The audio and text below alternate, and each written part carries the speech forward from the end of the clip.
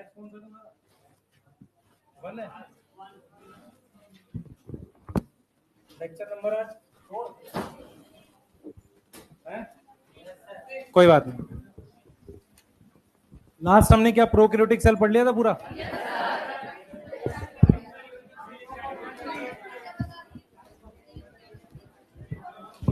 बेटा 2 मिनट मेरी बात सुनेंगे सारे।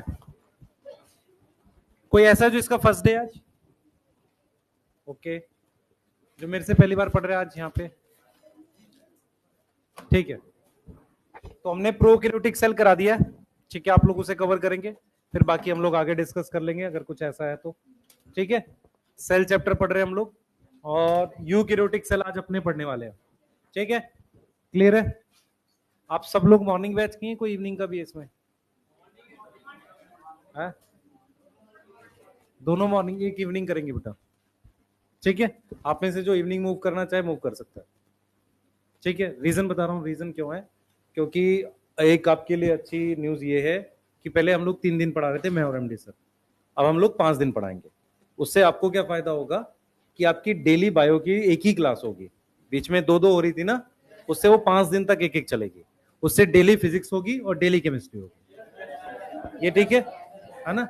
यही चीज जो था हम लोग लैग कर रहे थे, तो इससे क्या होगा, आपकी डेली तीनों क्लासेस चलेंगी, और जो भी लगेगा कि आपको कुछ वीक रह रहा है तो हम लोग सैटरडे को एक्स्ट्रा क्लास लगाएंगे या तो डाउट सेशन लगाया करेंगे, ठीक है।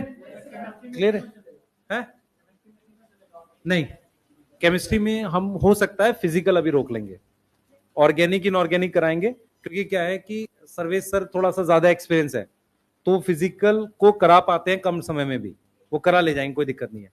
लेकिन और क्योंकि सुधांशु सर है, उनकी इनऑर्गेनिक और वीटी सर की ऑर्गेनिक ऐसे पैरेलल चलाएंगे, 3 नहीं खोल सकते, 3 खोलेंगे तो आप फंस जाओगे, ठीक है। क्लियर है ना? 2 खोलना है मुझे, है बेटा। बच्चे तू समझ नहीं रहा सब कुछ, तू ऐसे भाई सारी तेरे हिसाब से कैसे कर दूं मैं?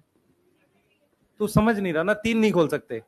अब मुझे एक चीज बता कि सुधांशु सर यहाँ पे ऑलरेडी शिफ्ट हो चुके हैं, तो पहले उनको कराएं कि जो ऑलरेडी फिर किसी को ट्रेवल करा के कराएं लॉजिकली?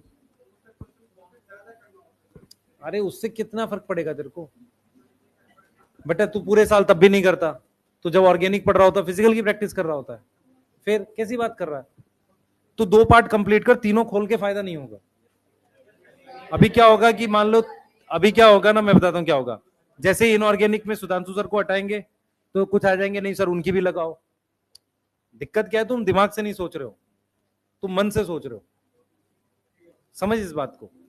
और हमें बैलेंस देखना पड़ेगा।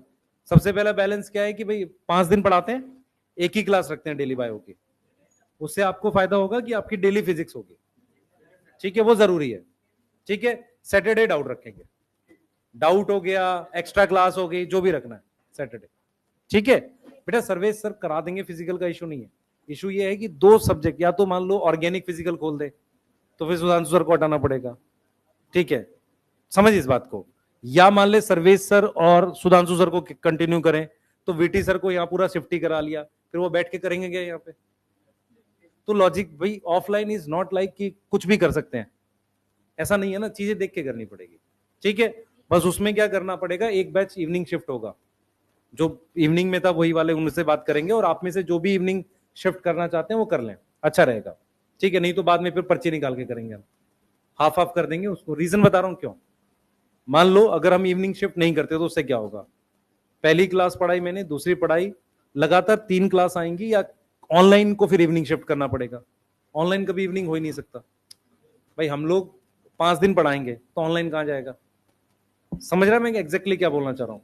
तो कोई एक बैच ऑटोमेटिकली इवनिंग जाएगा ही, वो पहले जैसा था वैसे ही जाएगा, उन्हीं को करेंगे बेटा। आप में से भी मैं रिक्वेस्ट करूंगा, जो कंफर्टेबल है मूव करना चाहते हैं वो कर जाना अपने आप, ठीक है। ये कोई ऐसी जिद वाली बात नहीं है, अगर आप कंफर्टेबल हो कर सकते हो, उसमें कोई वो नहीं है। इसको लॉजिकली समझने की जरूरत है, क्योंकि हम लोग जब 3 दिन चला रहे थे बायो बॉटनी, 3 दिन जूलॉजी, उसमें क्या हो रहा था, 2-3 दिन गैप हो जा रहा था, और फिर एक दिन में 2 बायो के चैप्टर, मतलब 2 क्लास ठीक नहीं रहती है, सही है, इसलिए हमने उसको 5 दिन कर दिया, ठीक है। तो वो आपके अकॉर्डिंग करेंगे, ऐसा नहीं बेटा कि हम लोग कुछ भी करते रहेंगे, आपके हिसाब से जो बेस्ट होगा वो करते ले जाएंगे, वो कोई दिक्कत नहीं, ठीक है। पहले ये हुआ था कि 3 दिन हम करेंगे, तो हमारे जो ऑनलाइन क्लास थी वो अदर 3 दिन में थी। अब जब 5 दिन आ गया तो ऑनलाइन तो हर वीक में होती है ना, तो फिर कैसे कर पाएंगे? फंसेगा ये डेफिनेटली।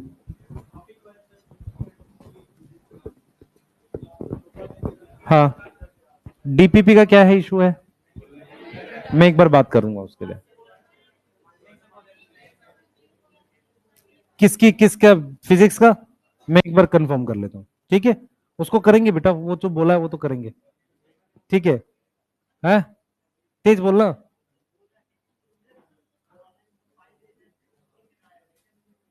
मैं वही बात करूंगा ना, लास्ट टाइम की तो थी हमने, उसके लिए बात करते हैं बेटा उसको फाइनल, ठीक है? मैं तो अभी आज आया हूँ एपी सर से, मेरी बात नहीं हुई एक बार। पेन कहाँ है भाई? हाँ, क्यों? तुम आगे क्यों बैठना है? तो ये बात बोल पाता कि तेरी सिस्टर पढ़ रही होती यहाँ पे? नहीं बोल सकता। बच्चे मेरी बात समझ ध्यान से, जो मैं तेरे को बात बोल रहा हूँ। ऑफलाइन में 2-3 प्रायोरिटी है मेरी। अगर मुझे इवनिंग में करना पड़ेगा और गर्ल्स को प्रॉब्लम है मॉर्निंग में आने का है, तो मैं डेफिनेटली प्रायोरिटी गर्ल्स को डालूंगा। इसमें कोई डिसएग्री नहीं कर सकता मेरे से। बात समझ मेरी बात बच्चे, तू पहले आगे बैठ जा, कोई दिक्कत नहीं है। यार इतनी दूर में कितना फर्क पड़ा तुझे यार, लड़ाई कर रहा है बता। तू इधर आ, चेयर लेके यहाँ बैठ मेरे पास। समझ मेरी बात बच्चे, इस चीज समझ मेरी बात। जेन्युइन चीज पे बात करेंगे, ठीक है? मैं तुझे को मैं तेरी बात मना नहीं कर रहा, तेरी बात ठीक है बिल्कुल। हमें भी खराब लगता था ऐसे, लेकिन मैं कुछ चीजों पे, मतलब आप समझो ध्यान से, कि गर्ल चाइल्ड को लेके मैं कुछ चीजों पे प्रायोरिटी हमेशा रखूंगा। रीजन बता रहा हूँ तुझे क्यों। क्योंकि अभी भी तुम देखो कि क्लास में प्रोपोर्शन वाइज देखोगे गर्ल्स बहुत कम है, ठीक है? इससे तुम्हें नहीं लगता कि हमें सपोर्ट करना चाहिए चीजों को? मैं मेरी बात समझ में क्या बोलना चाह रहा हूँ? मैं ये तेरी अपनी सिस्टर के लिए भी बोल रहा हूँ, तेरे हमारी फैमिली में मैं अपनी सिस्टर के, मैं वो चीज कह रहा हूँ। तेरी बात मैं समझ गया कि तू एक साइड में वो चीज, ठीक है? ठीक है, तू चाह रहा आगे बैठना?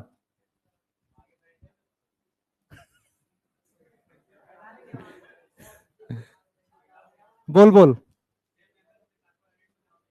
कार्बोहाइड्रेट होता है, कराते हैं, पहले पढ़ ले आज, फिर बात करेंगे, ठीक है?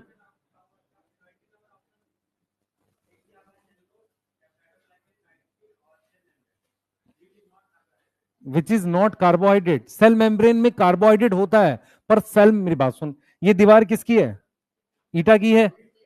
इस पे प्लास्टिक में एक दो लगा दूं, पर मैं ये थोड़ी बोल सकता हूं प्लास्टिक की दीवार है।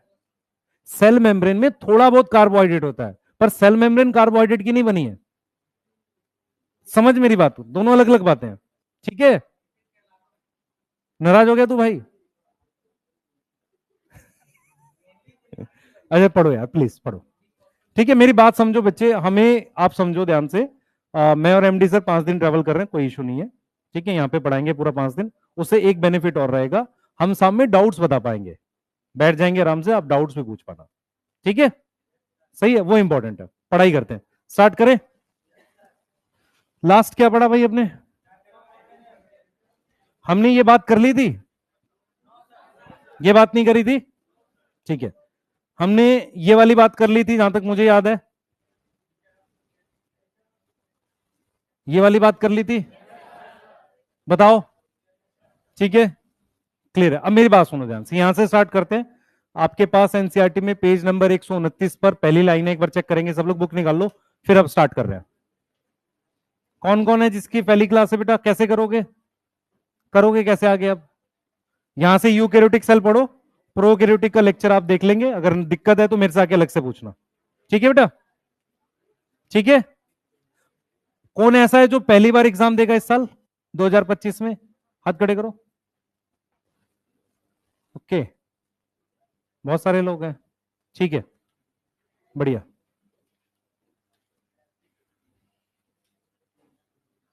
कट ऑफ 700 तक जाने वाली है अगले साल, पता है ना? है? सदमा लगा हुआ भाई को। 700 में तो 2-3 साल लग जाएगा जाने में, नहीं है? चलो स्टार्ट करते हैं। देखो पहली लाइन जो है बेटा यूकैरियोटिक सेल की, बच्चे पहली लाइन पढ़ो, 129। बच्चे सुनो ध्यान से, उसमें क्लियरली बोला गया है कि यूकैरियोटिक सेल इसमें है, इसमें है, इसमें और इसमें है, ठीक है? यस, इधर सुने ध्यान से, अब पूरा फोकस मेरी तरफ करो। झगड़ा नहीं भाई, है ना, मैं ही डांटूंगा उसे, तू ना डांट, है ना, मेरा अधिकार है। हाँ इधर देख, देखो क्या मैं पढ़ता रहा हूं। अब हम लोग यूकैरियोटिक सेल पढ़ेंगे प्रॉपर तरीके से, ठीक है। मैं आपको कुछ जनरल फीचर्स बताऊंगा, जनरल फीचर्स ध्यान से सुनेंगे। सबसे पहला फीचर क्या है कि यूकैरियोटिक सेल की जो किंगडम है, किंगडम वो कौन कौन सी है? Protista, fungi, प्लांटाई, animalia. मोनेरा में सिर्फ प्रोकैरियोटिक सेल हो, इसमें कोई डाउट है किसी को? नहीं।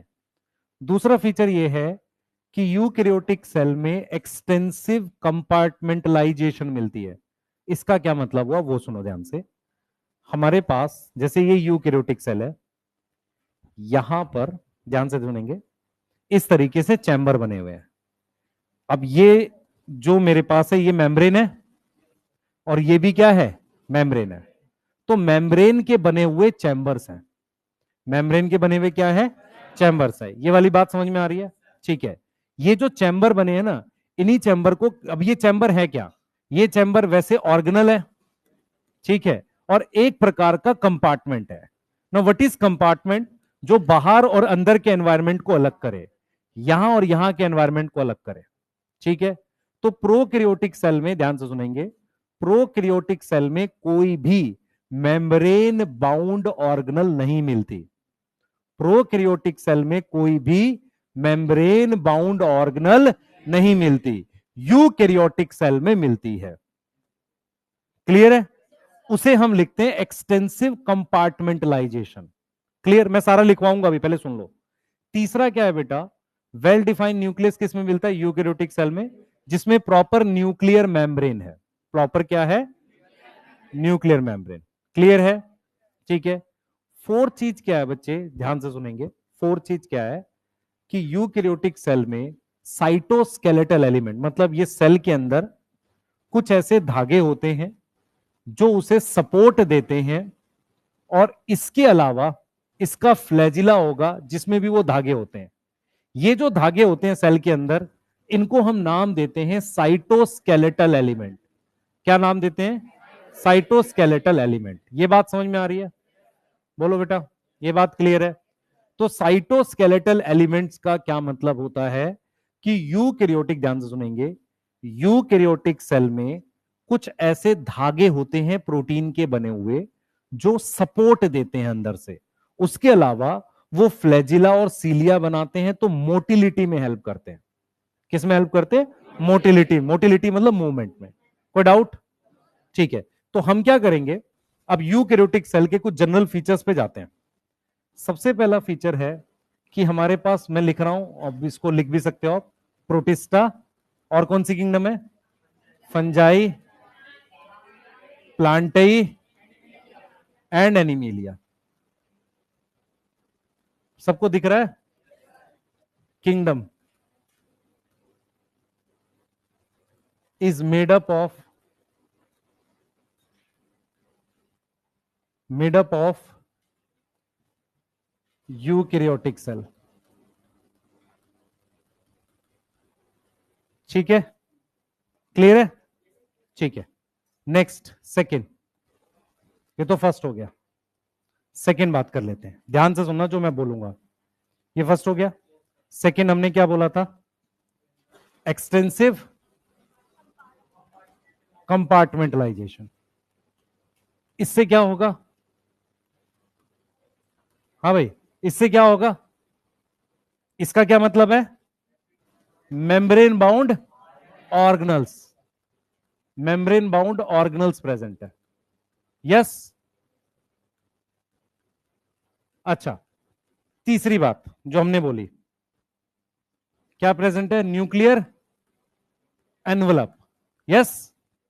न्यूक्लियर एनवलप का मतलब प्रॉपर वेल डिफाइंड न्यूक्लियस है, वेल डिफाइंड न्यूक्लियस है। कोई डाउट है यहां पर? नहीं। डी, हम यहां पर बोल रहे हैं क्या? साइटोस्केलेटल एलिमेंट्स, जो किसमें हेल्प करेंगे? Help in support and movement. लिख लो। अब मैं आपसे कुछ चीजें यहां पर बोलूंगा जो आपको पता होनी चाहिए बेटा, प्लांट सेल और एनिमल सेल को लेके। यस? प्लांट सेल में क्या क्या प्रेजेंट है? प्लास्टिड्स, लार्ज वैक्यूल और सेंट्रियोल एब्सेंट है। क्या एब्सेंट है? सेंट्रियोल एब्सेंट है। क्या प्रेजेंट है? सेल वॉल प्रेजेंट है। यस, मुझे नहीं लग रहा इस पे एक्सप्लेन करना है कुछ, कितना तो पता है सबको। नहीं पता पूछ लो, मैं दोबारा बता दूंगा इसको। एनिमल सेल में क्या क्या है बेटा, जल्दी बताओ।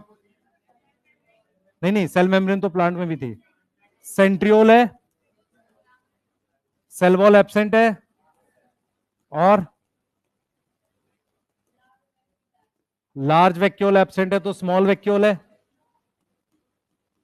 यस, और इसमें और क्या लिख सकते हैं? प्लास्टिड्स एब्सेंट है ना। प्लास्टिड्स क्या है? एब्सेंट है। यस, यहां पर क्या लिख सकते हैं? Large vacuole. अब मैं आपसे एक लिख दिया है? ठीक है। अच्छा, मुझे एक चीज आपसे पूछनी है। प्लांट और एनिमल में, सेल में, दोनों में से किस में लाइसोसोम होता है? किसी एक में या दोनों में? प्लांट सेल में लाइसोसोम होता है या एनिमल सेल में होता है? एनिमल में किस में होता है?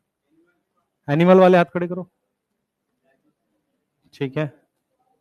प्लांट वाले? कोई नहीं है?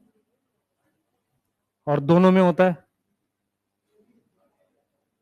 डायग्राम में चेक करो लाइसोसोम, एनिमल और प्लांट सेल में। एनसीईआरटी खोलो। कहा एनसीईआरटी भाई तुम लोग की? एनसीईआरटी लाया करो। डायग्राम, डायग्राम, चित्र दोनों में प्रेजेंट होता है। दोनों में है। तो यहां एक नोट लिखेंगे।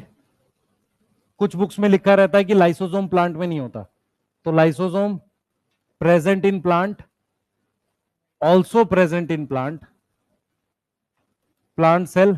उसका एक स्पेशल नाम होता है, स्फीरियोजोम। किसी को पता नहीं, पता है कि नहीं? स्फीरियोजोम नाम होता है। स्फीरियोजोम प्लांट लाइसोसोम को कहते हैं। याद रहेगा? अरे कुछ समझ में आया क्या? मैं रिपीट करता हूं, पहले सुनो ध्यान से। मैं ये कह रहा हूं कि एनसीईआरटी ने बना दिया है प्लांट में और एनिमल दोनों में। नॉर्मली प्लांट में उसे लाइसोसोम नहीं बोलते, उसे हम स्फीरियोजोम बोलते हैं। ये बात याद रहेगी? बोलो, ये बात याद रहेगी? ये एक चीज और दिमाग में रखनी है। पर एनसीईआरटी के डायग्राम में दोनों बना हुआ है। क्लियर? ठीक है, जल्दी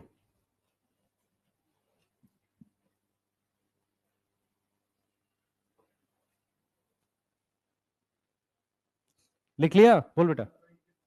ये सेकेंड, बेटा मेरी बात सुन, देख मैं क्या कह रहा हूं। प्रोकैरियोटिक सेल जब तू देखेगा ना ऐसे, उसमें ऐसे मेम्ब्रेन के बने हुए स्ट्रक्चर नहीं होते। ये मेम्ब्रेन के बने हुए स्ट्रक्चर है। इन्हें कंपार्टमेंट कहते हैं या क्या कहते हैं? ऑर्गेनल। प्रोकैरियोट में कोई ऐसी ऑर्गेनल नहीं होती सेल के अंदर जिसके बाहर क्या हो? मेम्ब्रेन हो।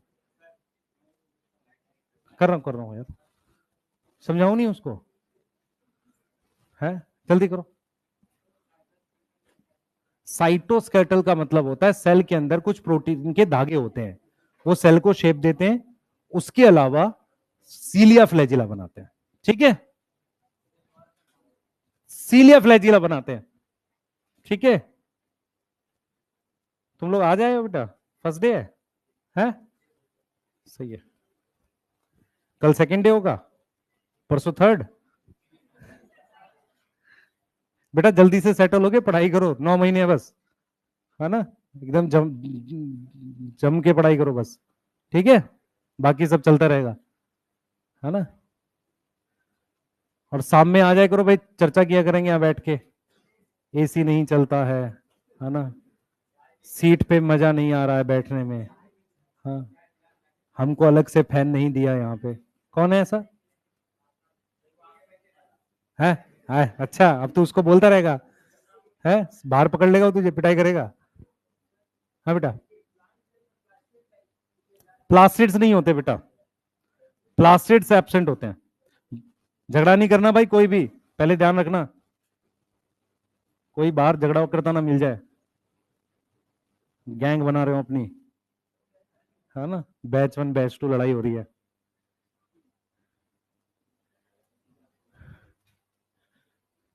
ठीक है, पूछो। कुछ नहीं पूछना? कहाँ, इसमें तो प्रेजेंट है, इसमें एब्सेंट कहाँ लिखा है? एब्सेंट तो इसके नीचे लिखा है। प्लास्टिड्स क्या होते हैं बच्चे? क्लोरोप्लास्ट। किसमें होगा? होगा ना, ठीक है। हाँ, और पूछो, पीछे जो सो रहे हैं दो तीन।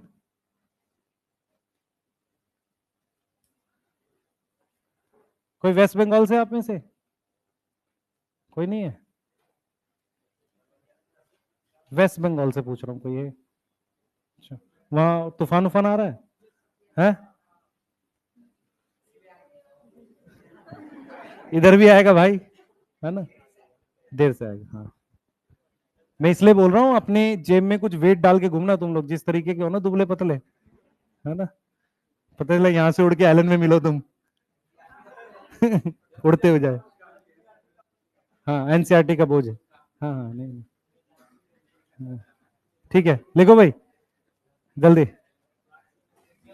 हाँ बच्चे देख, सुन ध्यान से, पहले इधर देखो भाई सारे, एक मिनट मेरी तरफ देखो। साइटोस्केलेटल एलिमेंट्स क्या होते हैं हमारे पास? क्या होता है, जो यूकैरियोटिक सेल होते हैं उसके अंदर प्रोटीन के बने हुए धागे होते हैं। सबसे पहले प्लाज्मा मेम्ब्रेन की अपनी कोई शेप तो है नहीं, तो अगर मुझे जैसे ये बॉटल है, ये मान ले पॉलिथीन की बनी होती है, कोई शेप नहीं होती इसकी, तो शेप देने के लिए क्या करूंगा, या तो इसके अंदर कुछ रॉड जैसा डाल दूं, या बाहर से सपोर्ट कर दूं, यही तो होगा। ठीक है, बाहर से सपोर्ट कौन देता है? Cell wall.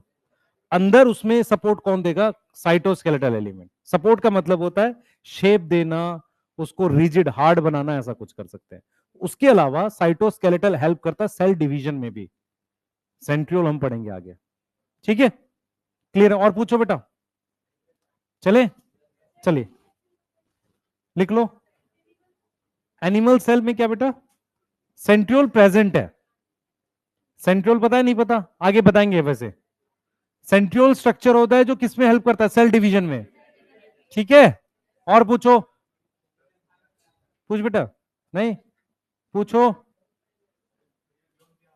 स्फीरियोसोम क्या है बेटा? प्लांट में जो लाइसोसोम है ना, उसका एक अलग नाम है। लाइसोसोम में क्या होते हैं? एंजाइम्स होते हैं। प्लांट में ऐसे एंजाइम वाले स्ट्रक्चर का नाम क्या है? स्फीरियोसोम, ठीक है।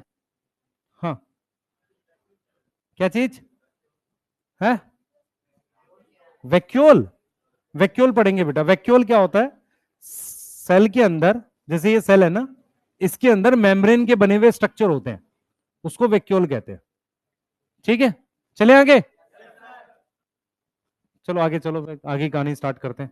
हाँ भाई, लिख लिया बेटा? उसमें हमारे पास प्रेजेंट होते हैं स्पिंडल फाइबर।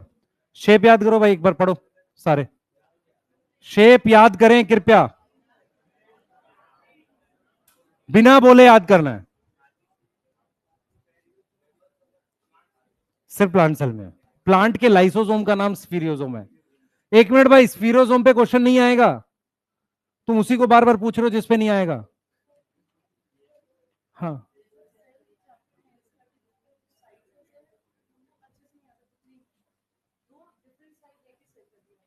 दो पीपीएलओ और माइकोप्लाज्मा की बात करें, उसको क्लियर करेंगे बेटा, ठीक है। वो दोनों नहीं देगा, पर कभी कभी दोनों साथ नहीं देगा। पीपीएलओ और माइकोप्लाज्मा में एक में 0.3 लिखा है, एक में 0.1 लिखा है, वही बोल रहे हैं ना बच्चे। हाँ, वो नहीं पूछेगा ऐसा कभी आपसे। चलो भाई, सबसे पहले मुझे शेप पढ़नी है, याद हो गई? आरबीसी बताओ। देखो बेटा, इस बार क्या है, इस बार डायग्राम बेस्ड क्वेश्चन आया है, ठीक है। तो कोई शेप, कोई ऐसा डायग्राम बना के वो शेप पूछ देगा, ठीक है। तो सबसे पहले आरबीसी की शेप हमारे पास क्या है?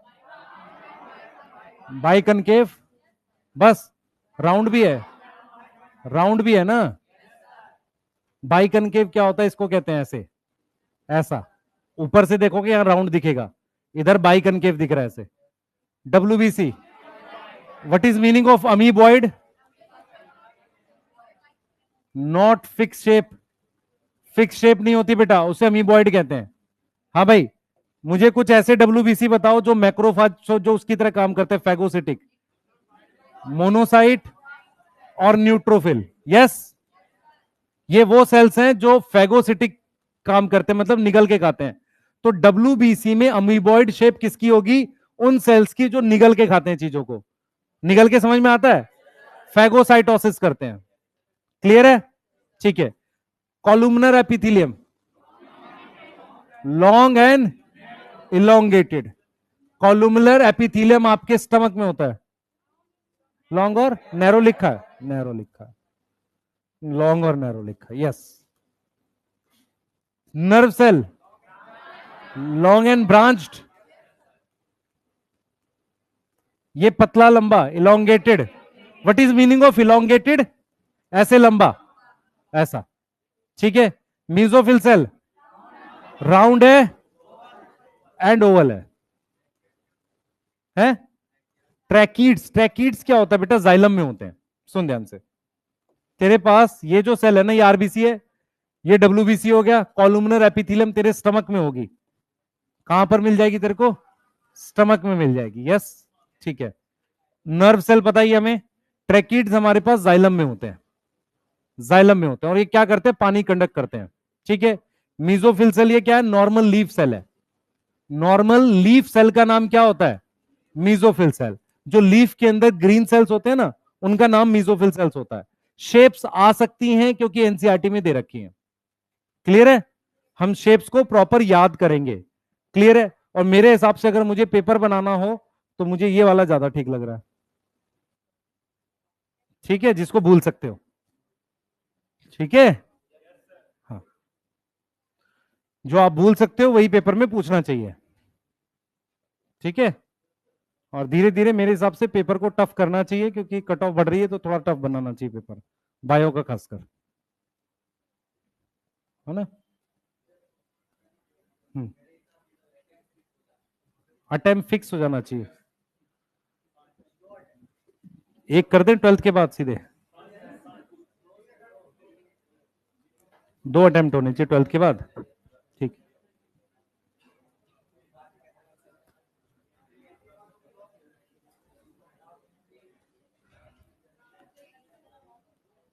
चलो करो जल्दी से।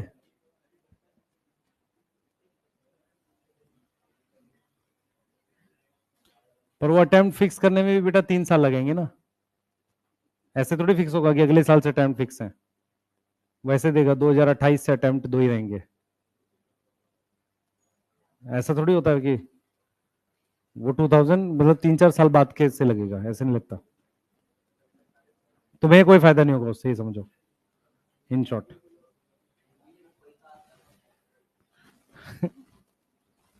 पढ़ ले भाई, है ना? अगले साल देना है तुझे। लिख लिया? जल्दी करो, फास्ट।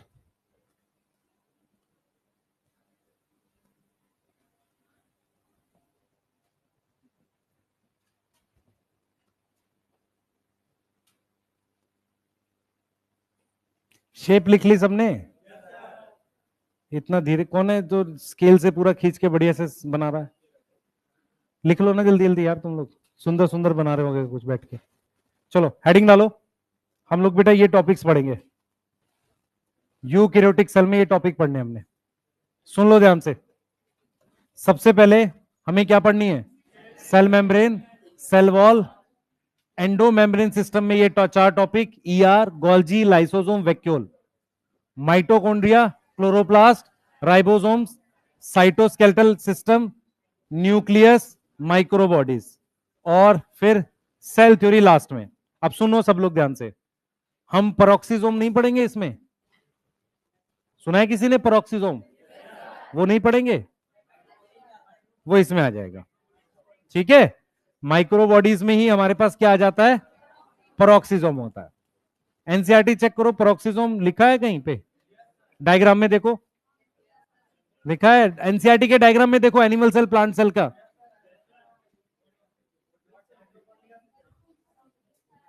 लिखा है? एनसीईआरटी का तुम लोग की भाई, कौन कौन एनसीईआरटी नहीं लाया? हाथ खड़े करना जरा। क्यों नहीं ला रहे हो भाई? लाए करो पीछे। कौन नहीं लाया? हाथ खड़े करो। तुम क्यों नहीं? तू बहुत पुराना है भाई, क्यों नहीं ला रहा है? रूम पे नहीं है? लाओ ना यार एनसीईआरटी तो। सबको दिख गया? पेरोक्सिसोम दोनों में बना है क्या? है? एक बार बना है कि नहीं बना? एनिमल सेल प्लांट सेल दोनों में लिखा है पेरोक्सिसोम। ठीक है, एक बार माइक्रो बॉडीज की स्टेटमेंट पढ़ो, आपको समझ में आएगा वो क्यों लिखी हुई है। माइक्रो बॉडीज लास्ट टॉपिक है इसका, उसमें लिखा है present in both animal cell and plant cell.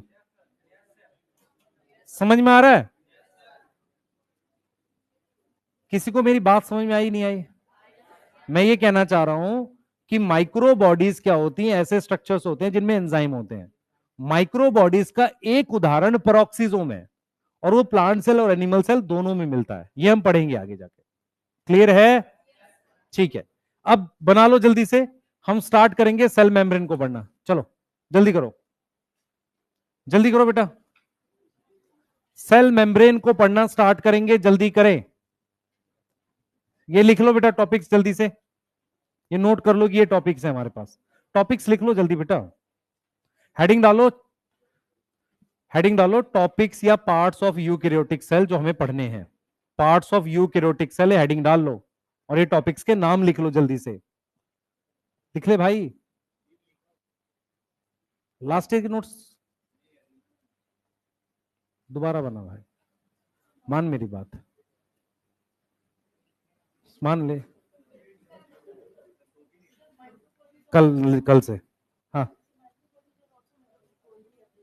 Micro bodies, अच्छा गोल्जी अपरेटस और ये सेम है? हाँ बन सकता है, एंजाइम वाली चीज वहीं से बनाएंगे, बन सकता है। ठीक है, चले भाई, नाम लिख लो जल्दी से। आप में से जो भी बेटा सेकंड वाले बैच में शिफ्ट कर सकता है, इवनिंग वाले में कर जाना, आपके लिए अच्छा रहेगा। जो कर सकता है? एक बैच नहीं बन रहा, दो ही हैं, कोई मर्ज वर्ज नहीं हो रहा भाई। हाँ, तुमने एमडी सर को डरा और दिया उस दिन, है? मुझे फोन करके बता रहे पता नहीं क्या हो गया।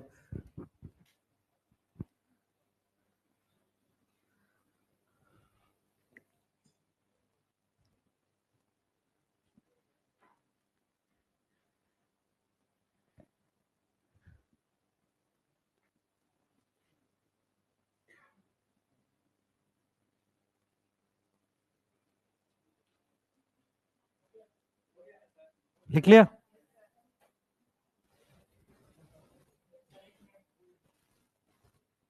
बेटा सेल मेम्ब्रेन पढ़ेंगे, हेडिंग डालो बस, बड़ी सी, बड़ी सी हेडिंग डालो, सेल मेम्ब्रेन पढ़ रहे हैं, सेल मेम्ब्रेन हेडिंग डाल लो।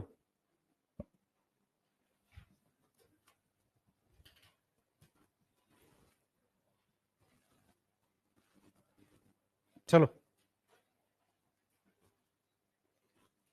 हो गया, जल्दी करेंगे। चलो स्टार्ट करते हैं। अब सुनो पहले मेरी बात 2 मिनट सारे बच्चे, हम टॉपिक कैसे पढ़ेंगे सेल मेम्ब्रेन का पहले सुन लो ध्यान से, फिर मैं उसको डिस्कस करता हूं। लिख लिया होगा सबने? कोई लिख रहा है? लिख लिया सबने ना? देख लो, अब देखो हम लोग कैसे पढ़ेंगे। देखो, किसी भी यूकैरियोटिक सेल में सबसे बाहर हमारे पास सेल मेम्ब्रेन है। मैं लिखना नहीं कोई, मैं सिर्फ समझा रहा हूं कैसे पढ़ेंगे। सेल मेम्ब्रेन पे सबसे पहले हम पढ़ेंगे कि उसकी डिस्कवरी कैसे हुई, मतलब कैसे पता चला उसके बारे में, और फिर हम उसके स्ट्रक्चर के बारे में पढ़ेंगे, है ना? फिर हम पढ़ेंगे कि कौन से मॉडल हैं जो उसके स्ट्रक्चर को बताते हैं, और फिर हम उसके फंक्शन को पढ़ेंगे। जब हम बात करते हैं फंक्शन की, तो यहां पर हम टॉपिक जो पढ़ने वाले हैं उसका नाम है ट्रांसपोर्ट। ठीक है, अब मैं जो बताने जा रहा हूं उसको समझो, पहले हम कैसे डिस्कवरी पढ़ेंगे, पहले पूरी बात सुनो ध्यान से। किसी भी सेल की जो ये सेल है, इसकी जो ये मेम्ब्रेन है, ये जो मेम्ब्रेन है बेटा, कोई कुछ बनाए नहीं, सिर्फ सुने, ये जो मेम्ब्रेन है इसका, इसके अंदर लिपिड होता है ऐसे, इस तरीके से इसमें लिपिड होता है ऐसे, डबल लेयर होती है ऐसे, है ना? लिपिड होता है ऐसे। क्लियर है? ये चीज पढ़ाई थी मैंने। यस, अब सुनो मैं क्या कह रहा हूं। इसका ये जो साइज है ना, ये नैनोमीटर में है। नैनोमीटर की चीज हमेशा इलेक्ट्रॉन माइक्रोस्कोप में दिखती है। किस में दिखती है? इलेक्ट्रॉन माइक्रोस्कोप में। तो हमने क्या किया, कहानी कैसे स्टार्ट हो रही है, हमने सेल मेम्ब्रेन के बारे में पढ़ाई स्टार्ट करी, मतलब सेल मेम्ब्रेन को जानने की कोशिश करी। कोशिश कैसे करी हमने, हमने सेल मेम्ब्रेन ली और उसको देखने की कोशिश करी उसका स्ट्रक्चर क्या है। तो उसके लिए मुझे इलेक्ट्रॉन माइक्रोस्कोप की जरूरत पड़ी। इलेक्ट्रॉन माइक्रोस्कोप की डिस्कवरी 1940 के बाद हुई है, या 1950s लिख देते हैं, 1950 के आसपास हुई है। तो उससे पहले अगर मैंने सेल मेम्ब्रेन को पढ़ा है, तो उसको पढ़ने का तरीका क्या था कि मैंने आरबीसी लिया, उसकी मेम्ब्रेन को डिस्ट्रॉय किया, और फिर मैंने उसकी मेम्ब्रेन को स्टडी किया। इसकी मेम्ब्रेन तोड़ ली ऐसे, और फिर उसके अंदर पढ़ा कि मुझे पता चला ये लिपिड का बना हुआ। मैं रिपीट करूंगा फिर से, मेरी बात बहुत ध्यान से सुनेंगे। एनसीईआरटी ये कि एनसीईआरटी में सबसे पहले आपको यह समझना है कि सेल मेम्ब्रेन सभी प्रकार के लिविंग सेल्स में मिलती है, एक्सेप्ट डेड सेल्स, स्क्लेरेनकाइमा। सही है, उनमें सेल मेम्ब्रेन नहीं होती। दूसरी बात, सेल मेम्ब्रेन का स्ट्रक्चर, डिटेल स्ट्रक्चर हम तब तक नहीं पढ़ पाए जब तक क्या डिस्कवर नहीं हुआ, इलेक्ट्रॉन माइक्रोस्कोप डिस्कवर। कुछ लिखो नहीं, सिर्फ सुनो पहले। इलेक्ट्रॉन माइक्रोस्कोप जब तक डिस्कवर नहीं हुआ, उससे पहले हमने क्या किया, हमने आरबीसी लिया और उसकी केमिकल एनालिसिस करी। फॉर एग्जाम्पल, मेरे पास ये मार्कर है, ये मार्कर की अगर मुझे या तो एक तरीका ये है कि मेरे पास एक बहुत बड़ा माइक्रोस्कोप हो जिससे मैं देख सकूं इसके अंदर क्या स्ट्रक्चर है, किन चीजों का बना हुआ है। ठीक है, वैसा मेरे पास अभी माइक्रोस्कोप अगर नहीं है, तो मैं क्या करूंगा, इसको तोड़ूंगा छोटे छोटे टुकड़ों में, फिर केमिकली एनालाइज करूंगा ये किस चीज का बना हुआ है। ये चीज समझ में आ रही है? ऐसा हमने किसके साथ किया, आरबीसी के साथ। अब सवाल ये उठता है कि वाई आरबीसी, हमने आरबीसी ही क्यों लिया सेल पढ़ने के लिए? उसका मेन रीजन क्या है कि आरबीसी एक ऐसा सेल है जिसके अंदर कोई भी मेम्ब्रेन बाउंड ऑर्गेनल नहीं होती। मतलब क्या हुआ, आरबीसी में न्यूक्लियस नहीं है, आरबीसी में गोल्जी बॉडी नहीं है, आरबीसी में ईआर नहीं है, किसी भी प्रकार की मेम्ब्रेन बाउंड ऑर्गेनल आरबीसी में नहीं प्रेजेंट होती है। इस वजह से हमने आरबीसी को लिया है। क्लियर है? समझ आ रहा है? क्योंकि हमें मेम्ब्रेन पढ़नी है। फॉर एग्जाम्पल, मैं आपसे कहूं कि मान लो मेरे पास ये बॉटल है, मैं ये पढ़ना चाहता हूं कि ये बॉटल का जो स्ट्रक्चर है वो किसका बना हुआ है। ठीक है, तो मैं पढ़ूंगा कि प्लास्टिक का बना हुआ, तो मैं इसको तोड़ के प्लास्टिक पढ़ लूंगा।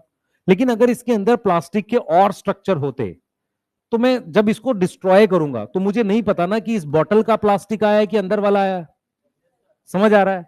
अब क्या है कि सेल के अंदर जो चीजें हैं वो किसकी बनी हुई हैं, आपको पता है, लिपिड की बनी हुई है, मेम्ब्रेन। तो हमें एक ऐसा सेल चाहिए जिसके पास मेम्ब्रेन हो, है ना, मेम्ब्रेन हो, सिर्फ सेल मेम्ब्रेन, कोई भी ऐसी स्ट्रक्चर ना हो जो मेम्ब्रेन का बना हो, जैसे ईआर ना हो, गोल्जी ना हो, माइटोकॉन्ड्रिया ना हो, न्यूक्लियस ना हो। ऐसा सेल हमारे पास कौन है, आरबीसी। इसीलिए हमने आरबीसी लिया, उसकी मेम्ब्रेन तोड़ी, और फिर उसको एनालिसिस करके पता लगाया कि वो किस चीज का बना हुआ है। सोच पा रहे हो सब लोग? बोलो। ठीक है, मैंने आरबीसी क्यों लिया ये समझ आ गया? ठीक है, तो सबसे पहला टॉपिक है, आप इस तरीके से लिखोगे कि हम बात करेंगे सेल मेम्ब्रेन पर किसकी, कि कैसे डिस्कवरी हुई, स्ट्रक्चर की बात करेंगे, मॉडल में हम कौन सा मॉडल मेनली पढ़ेंगे, फ्लूइड मोजाइक मॉडल। यस, ठीक है, और फिर फंक्शन में मेन हम क्या पढ़ेंगे, मेम्ब्रेन ट्रांसपोर्ट। ये हेडिंग डालकर ऐसे एरो बनाकर लिखो, फिर हम डिटेल स्टडी स्टार्ट करते हैं। जल्दी, फास्ट, जल्दी। सबसे पहले हम सेल मेम्ब्रेन पढ़ रहे हैं, बनाइए।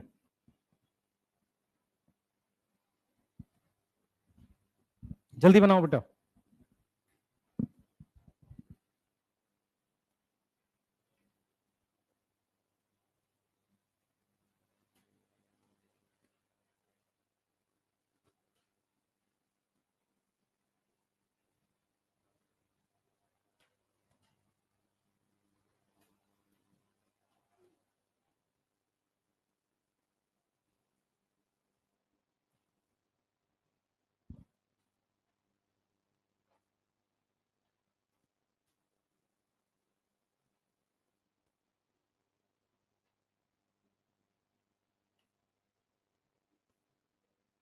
लिख लिया?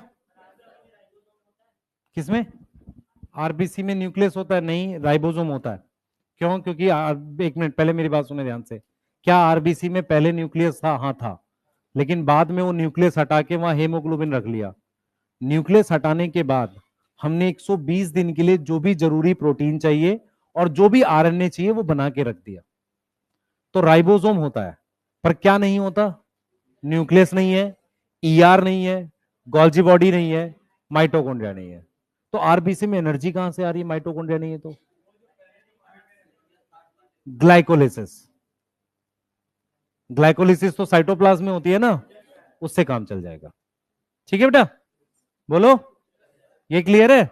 ठीक है, तो थोड़ी सी हम इस पे बात कर लेते हैं।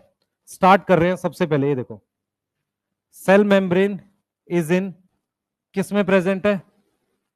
All living cell. हम बात कर रहे हैं किसकी? Prokaryote plus eukaryote. किसमें नहीं है? Except dead cell. Except dead cell. Dead cell का नाम पता है सबको? स्क्लेरेनकाइमा। क्या नाम है?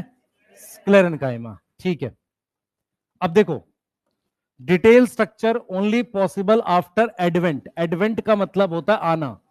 Advent of electron microscope. तो जब तक इलेक्ट्रॉन माइक्रोस्कोप नहीं आया, हम मेम्ब्रेन का क्या नहीं पढ़ पाए? डिटेल स्ट्रक्चर नहीं पढ़ पाए। अब देखो, हमने केमिकल स्टडी किस पे करी है? आरबीसी पे। Reason, no membrane bound organelle. कोई भी ऐसी ऑर्गेनल नहीं है जिसमें मेम्ब्रेन हो। हमने काम कैसे किया बोर्ड पे एक बार ध्यान देंगे बेटा। हमने आरबीसी लिया ऐसे, यस, ठीक है, ये आरबीसी लिया। आरबीसी को लेकर हमने मेम्ब्रेन को डिस्ट्रॉय कर दिया। मेम्ब्रेन को क्या कर दिया? डिस्ट्रॉय कर दिया। जब मेम्ब्रेन को डिस्ट्रॉय किया तो सारा लिपिड अलग हो गया। ठीक है, ये लिपिड है इसमें, ये क्या है? लिपिड है, लिपिड है। ठीक है, क्लियर है? अब मेरी बात सुनना ध्यान से। ये लिपिड जो था मेरे पास, ये मैंने अलग कर लिया आरबीसी में से, ऐसे निकाल लिया, अलग कर लिया। अब हमें क्या पता चला? 2 मिनट सुन लो, फिर उससे आगे जाएंगे। हमें यह पता चला कि ये जो लिपिड था ना, जो हमने निकाला है बहुत सारा, ये बाई लेयर में था। ये हमें कैसे पता चला? थोड़ा सा एक्सप्लेन करूंगा, सुनना सब लोग ध्यान से। बोतल कहां गई? उधर है। देखो, मेरी तरफ ध्यान से सुनना, अगर आपको समझ में आ जाए तो। बोतल की तरफ देखेंगे सारे, ठीक है? इस बोतल का जो पूरा सरफेस है, सतह है, ठीक है, ये सतह जो है 100 है, मान लेते हैं सतह 100 है, ठीक है। मैंने क्या किया? इसको डिस्ट्रॉय किया और प्लास्टिक निकाल लिया। अब मैंने ये देखा कि जो मैंने प्लास्टिक निकाला, उसका पूरा सरफेस 200 है या 150 है। तो इसका मतलब प्लास्टिक हो सकता है डबल लेयर में हो। ये बात सोच पा रहे हो? नहीं सोच पा रहे? दोबारा रिपीट करता हूं। इसका पूरी सरफेस एरिया 100 है। जब मैंने इसको डिस्ट्रॉय करके प्लास्टिक निकाला और उसको फैलाया, तो 100 से ज्यादा आया। इससे मुझे आइडिया लग गया कि वो प्लास्टिक सिंगल लेयर में तो नहीं होगा, हो सकता है डबल लेयर में हो। सेम मैंने इसके साथ किया था।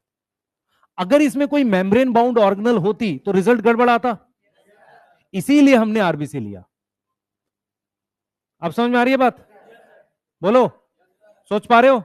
बढ़िया। ये कौन सो रहा है भाई? क्या हो गया? हेडेक है? सरदर्द? कोई बात नहीं, ठीक है। ये वाला समझ में आ गया सबको? है? नोट कर लो एक बार इसे।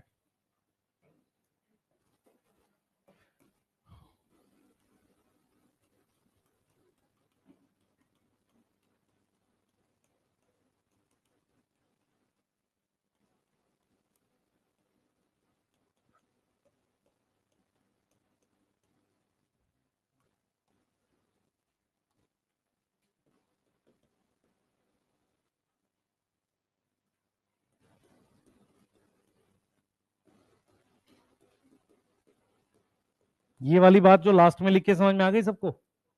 स्प्रेड का मतलब बिछाना। जब मैंने इस लिपिड को बिछाया तो वो डबल सिंगल से ज्यादा एरिया कवर कर रहा था। ठीक है, कहां बिछा रहे होंगे लिपिड को? पानी के ऊपर या किसी मीडियम में। ठीक है, अरे समझ आ रहा है? ये तुम्हें याद समझने के लिए बता रहा हूं सिर्फ, कि हमें कैसे पता चला डबल लेयर है। समझ आ रहा है बात बेटा? पूछो, बच्चे बोल। पिटाई खाएगी? ये जो है, इसमें जो लिपिड है वो डबल लेयर है ना। तो मैं जब सरफेस एरिया निकालूंगा तो सिर्फ ऐसे निकालूंगा, पर मैंने जब इसका लिपिड अलग किया तो उसको देखा, लिपिड को अकेले अकेले फैला दिया। देख, ऐसे मैंने अकेले अकेले फैला दिया सिर्फ, तो वो सिंगल से ज्यादा आ रहा है। अब समझ में आ रहा है? हाँ, और पूछो कोई? नहीं, पूछ लो। ठीक है, लिख लो बेटा जल्दी से। लिख लिया? प्लीज लिखो ध्यान से, क्योंकि आपको नोट्स काम आएंगे।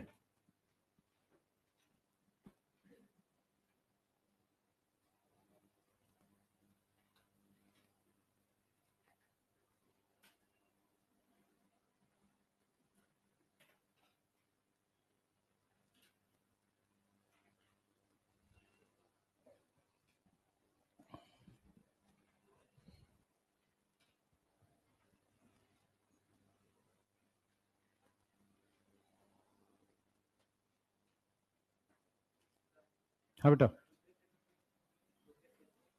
दूसरे क्यों नहीं लिया?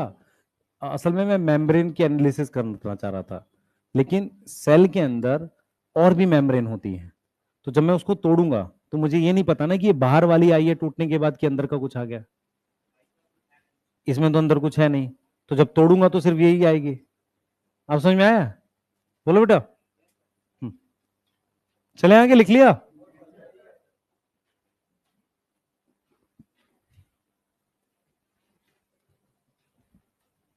जल्दी फास्ट।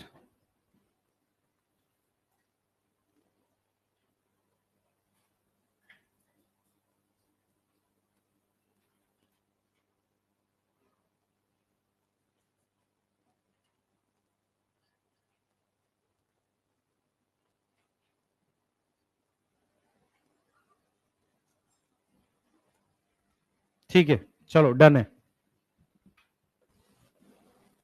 अब हम क्या बात कर रहे हैं बेटा? नहीं लिखा?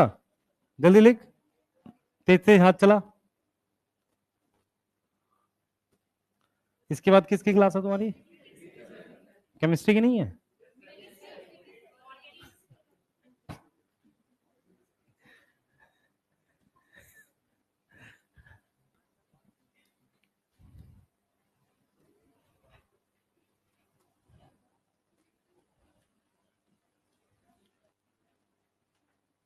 केमिस्ट्री बेटा आपके 3 खुले हुए हैं, फिजिकल, इनऑर्गेनिक, ऑर्गेनिक। उसमें से 2 ही चलेगा अब। ठीक है ना? कोई एक रोकेंगे?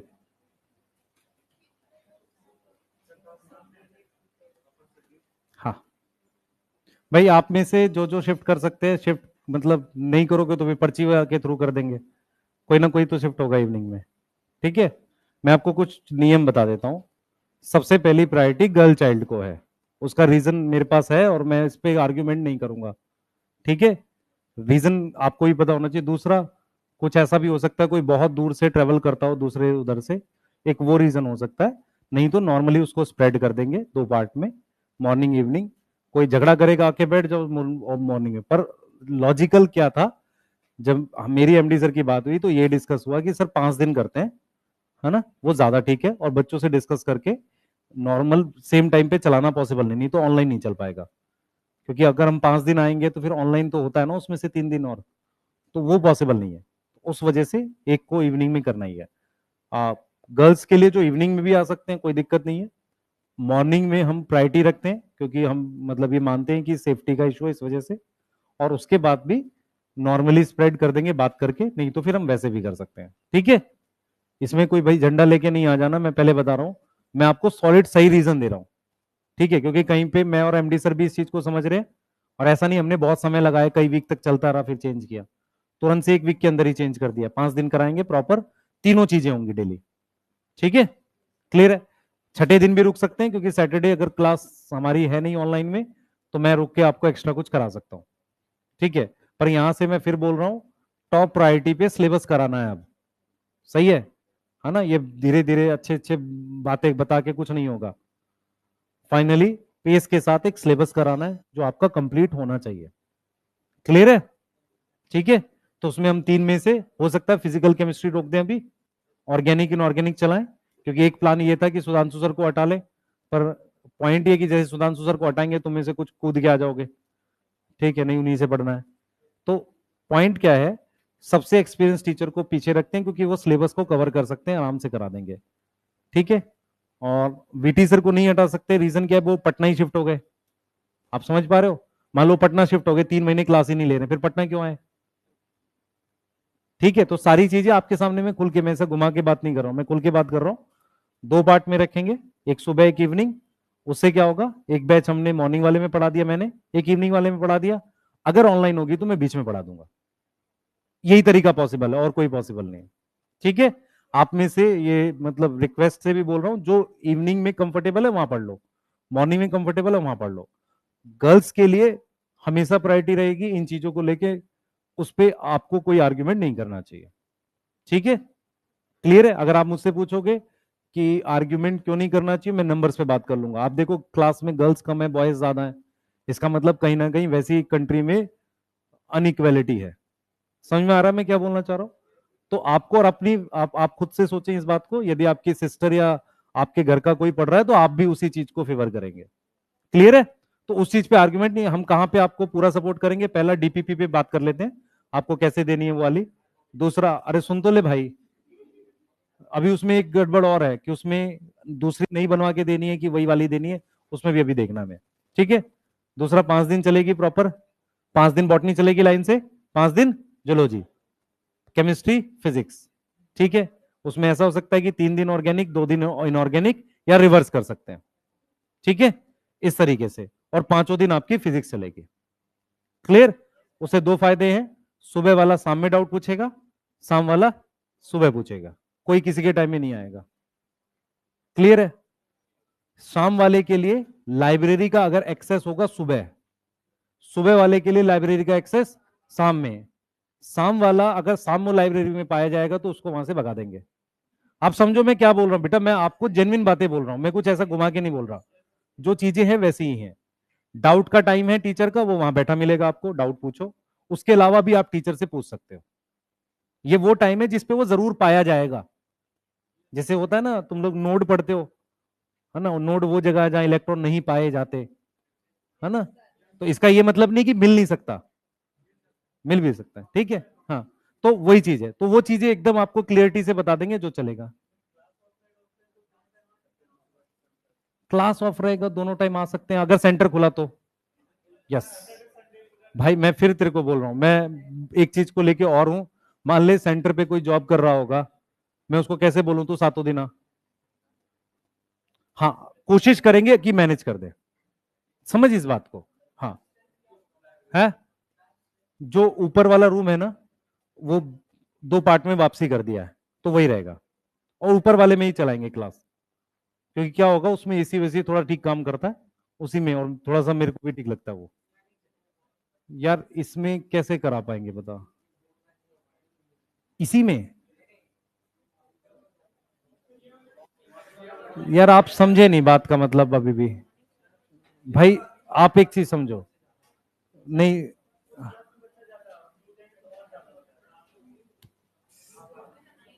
अरे उनको शिफ्ट कर रहे होंगे ना इवनिंग में, तू क्यों इसके लिए सोच रहा है। नहीं समझा, तुम्हारा मॉर्निंग है, तुम में से कुछ इवनिंग शिफ्ट होना चाहेंगे, हो जाएंगे। ठीक है, हाँ, पढ़ाऊं, ठीक है, चलो पढ़ो। लिख लिया बेटा, वो कर लेंगे ना, क्यों परेशान हो रहा है। तुझे मॉर्निंग पढ़ना, मॉर्निंग पढ़, तुझे कौन मना कर रहा है ना। क्या हो गया, 10 मिनट हो गया बेटा। तू समझ नहीं रहा, अगर मैं ये बात क्लियरली नहीं कन्वे करूंगा तुम फिर जाके वहां परेशान करोगे। तुमको पता होना चाहिए कि कौन कौन सी क्लास होगी। ठीक है, आ जाओ, चलें आगे। ये देखो, ये वाली बात समझ में आ रही है। अब देखो ऑब्जर्वेशन क्या क्या है, पहले ऑब्जर्वेशन सुन लो। देखो हमने ऑब्जर्वेशन क्या क्या करी जब आरबीसी को देखा, पहले सुन लो ध्यान से, फिर हम करेंगे। सबसे पहले पहले ऑब्जर्वेशन सुनो। हमने जब आरबीसी को, इधर ध्यान दो सारे, आरबीसी को केमिकली एनालाइज किया तो हमने ये ऑब्जर्व किया कि आरबीसी लिपिड और प्रोटीन का बना है। लिपिड में भी मेन लिपिड फॉस्फोलिपिड है। यहां तक समझ में आ रही है? मेन लिपिड कौन सा है? फॉस्फोलिपिड। इस बात में कोई डाउट है? ठीक है। तो आरबीसी दो चीज, आरबीसी की मेम्ब्रेन या मेम्ब्रेन दो चीजों की बनी होती है, एक लिपिड और प्रोटीन की। उसमें भी लिपिड कौन सा होता है? फॉस्फोलिपिड। तो हम यहां पर लिख रहे हैं कि जो मेम्ब्रेन है, लिखना चाहो लिख सकते हो, is made up of mainly lipid and protein. Mainly किसका बना हुआ है? लिपिड और प्रोटीन का। दूसरा पॉइंट, पहला तो ये हो गया, ठीक है, फर्स्ट पॉइंट ये हो गया। सेकंड पॉइंट है, लिपिड इज मेनली, हाँ भाई, मेनली फॉस्फोलिपिड। अब देखो मेरी बात सुनो ध्यान से। फॉस्फोलिपिड के लिए हमारे पास नाम है फॉस्फोग्लिसराइड। क्या नाम है? फॉस्फोग्लिसराइड वर्ड यूज करते हैं, ठीक है। और इसमें मेन फॉस्फोलिपिड है लेसिथिन। अब इसको थोड़ा सा एक्सप्लेन करता हूं ताकि आपको क्लियरिटी रहे, ठीक है। इधर देखिए सारे बच्चे, पहले बोर्ड पे देखो, कुछ लिखो नहीं। ये क्या है, किसी को याद है? ग्लिसरॉल है। जिसको नहीं पता सुन लो ध्यान से, मेरी तरफ देखो सारे। हमारे पास ये first carbon, second carbon, third carbon, 3 OH group लगे हुए हैं। इसका नाम है ग्लिसरॉल। क्या नाम है? ग्लिसरॉल, ठीक है। अब मेरे पास कार्बन की ऐसी चेन, ऐसी जिसपे COH लगा हो, कार्बन की ऐसी चेन जिसपे COH लगा हो, इसमें और इसमें क्या फर्क है? ये फैटी एसिड है, ये फैटी एसिड है, और ये भी क्या है? फैटी एसिड है। यस और नो? ये वाला कौन सा है? अनसैचुरेटेड, मतलब डबल और ट्रिपल बॉन्ड हो सकता है, नॉर्मली डबल होता है। ये वाला कौन सा है? सैचुरेटेड। यहां कोई डाउट है किसी को? ठीक है। हम क्या करते हैं, जब ग्लिसरॉल की इस OH पे इस COH को रिएक्ट कराते हैं, ठीक है। अगर एक रिएक्ट कराएंगे तो मोनोग्लिसराइड, 2 रिएक्ट कराएंगे डाइग्लिसराइड, 3 रिएक्ट कराएंगे ट्राइग्लिसराइड। ये समझ में आ रहा है? तो ट्राइग्लिसराइड को फैट कहते हैं। ट्राइग्लिसराइड को क्या कहते हैं? फैट कहते हैं। यहां तो कोई डाउट है? बोलो, ठीक है। हाँ, अब हमने क्या किया, एक यहां फैटी एसिड जोड़ दिया, एक यहां जोड़ दिया, तीसरी पोजीशन पर फॉस्फेट जोड़ दिया। समझ आ रहा है? तो मैंने एक फैटी एसिड यहां जोड़ दिया। अब अगर आप ध्यान से देखें, फैटी एसिड हाइड्रोफोबिक होता है, पानी को रिपेल करता है, हाइड्रोकार्बन है।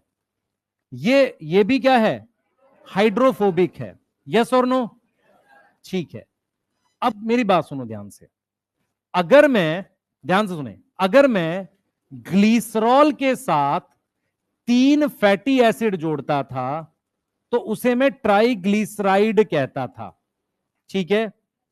अगर मैं ग्लिसरॉल के साथ 2 फैटी एसिड प्लस फॉस्फेट जोड़ दूं तो उसको मैं फॉस्फोग्लिसराइड कह रहा हूं या फॉस्फोलिपिड कह रहा हूं।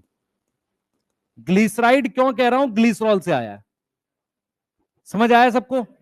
तो यही बात मैं यहां लिख रहा हूं कि लिपिड इज मेनली फॉस्फोलिपिड, उसका एक और नाम क्या है? फॉस्फोग्लिसराइड। समझ आ रहा है? किसको नहीं समझ आया ये? बोलो। किसको नहीं समझ आया पूछो। आया समझ बेटा? मैंने क्या किया है, फिर से रिपीट कर देता हूं। मैंने क्या किया है, इस पर फैटी एसिड जोड़ा, इस पर फैटी एसिड जोड़ा, इस पर क्या जोड़ा, फॉस्फेट, इसलिए उसको क्या नाम दिया, फॉस्फोग्लिसराइड या फॉस्फोलिपिड। अब देखो, फैटी एसिड की वजह से, ये फैटी एसिड की वजह से ये जो टेल बनी है, ये जो दो टेल बनी है, ये हाइड्रोफोबिक है। हाइड्रो का मतलब पानी को रिपेल करने वाली, फोबिक मतलब रिपेल। और ये जो हेड बना, हेड इसकी वजह से बना, इसकी वजह से। ये हेड कैसा है, हाइड्रोफिलिक। ये मैंने पहले भी बताया था। क्लियर है?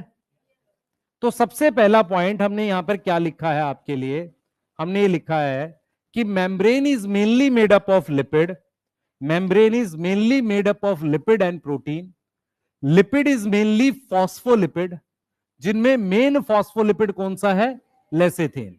तो फॉस्फोलिपिड और फॉस्फोग्लिसराइड एक ही बात है। ठीक, दूसरी बात, जैसे हम लोग बोलते हैं ना बिस्किट पार्ले जी का भी आता है, अलग अलग आता है, ऐसे फॉस्फोलिपिड की टाइप होती है, लेसिथिन उसकी टाइप है, फॉस्फोलिपिड की टाइप है। समझ में आ रहा है? मान लो 10 तरह के बिस्किट आते हैं, पर उसमें से 90% लोग पार्ले जी खाते हैं, इसका मतलब क्या हो गया, लेसिथिन जो है ना वो मेन फॉस्फोलिपिड है। फॉस्फोलिपिड भी बहुत सारे होते हैं, उनमें से मेन फॉस्फोलिपिड कौन सा है, लेसिथिन। ये याद रहेगा? ठीक है, अब मेरी बात सुनो। ये जो फॉस्फोलिपिड है, ये जो फॉस्फोलिपिड हमने बनाया, इधर देखें सारे बच्चे, ये जो फॉस्फोलिपिड हमने बनाया है वो किस तरीके से है, बाइलेयर की फॉर्म में है। किसकी फॉर्म में, बाइलेयर। उसमें हाइड्रोफोबिक पार्ट अंदर की तरफ है और हाइड्रोफिलिक पार्ट बाहर की तरफ है, और एक्वस पानी के कांटेक्ट में है। क्लियर है? तो हमने क्या लिखा है, फॉस्फोलिपिड। दूसरा मैंने क्या लिखा है, फॉस्फोलिपिड किसकी फॉर्म में है, phospholipid is in bilayer form. किसकी फॉर्म में है, बाइलेयर की फॉर्म में, डी। डी, फॉस्फोलिपिड किसकी फॉर्म में, बाइलेयर की फॉर्म में। सही है, डी। और सुनो, अब इसके बाद हमने क्या बोला, सुनना ध्यान से, बाइलेयर की फॉर्म में ऐसे। उसके बाद हमने क्या बोला बेटा, कि जो हाइड्रोफोबिक टेल है, हाइड्रोफोबिक टेल वो किसकी बनी है, एनसीईआरटी ने लिखा है सैचुरेटेड हाइड्रोकार्बन की। किसकी बनी है, सैचुरेटेड हाइड्रोकार्बन। समझ पा रहे हो? ये सैचुरेटेड फैटी एसिड की बात कर रहा है। इज इनवर्ड, अंदर की तरफ है, एंड जो पोलर हेड है वो क्या है, आउटर साइड है, और किसके कांटेक्ट में है, contact with aqueous environment. Aqueous समझ में आता है, पानी। ये मैं पहले पढ़ा चुका हूं वैसे तो, लेकिन जो बच्चे नए हैं क्या उनको समझ में आ रहा है ये, बताओ बेटा, समझ में आ रहा है? बोलो बेटा, जिसको नहीं आ रहा है पूछो। ये समझ में आ रहा है, अंदर की तरफ ये हाइड्रोफोबिक क्यों है, क्योंकि ये फैटी एसिड की चेन है, और फॉस्फेट की वजह से क्या है, हाइड्रोफिलिक। तो ये वाला चीज क्या है, हाइड्रोफिलिक। यस, क्लियर है? तो ये पॉइंट्स हैं, और ये डायग्राम इसको समझाने के लिए है, क्योंकि ये मेरे पास फॉस्फोलिपिड है, हाइड्रोफिलिक किसकी वजह से बना है, इसकी वजह से। इन दोनों की वजह से क्या बना है, टेल बना है। कोई डाउट? जल्दी बोलो, जल्दी जल्दी। ठीक है, चल पाएगा? बनाओ जल्दी से, लिखो, चलो लिखो, पूछो। दोनों होता है, पर हम मान के चल रहे मेम्ब्रेन में मेनली सैचुरेटेड है। ठीक है, यस। एनसीईआरटी ने सैचुरेटेड लिखा, जब आप पढ़ोगे ना एनसीईआरटी तो आपको सैचुरेटेड लिखा हुआ मिलेगा।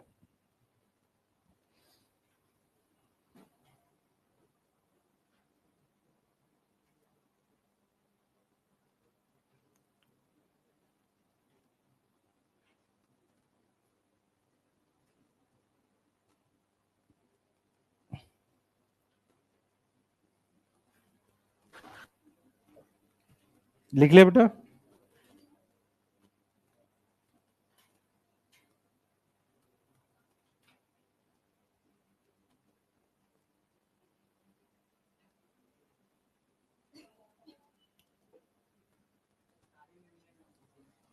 हाँ हाँ, सारे मेम्ब्रेन में ये स्ट्रक्चर है। लिख लिया?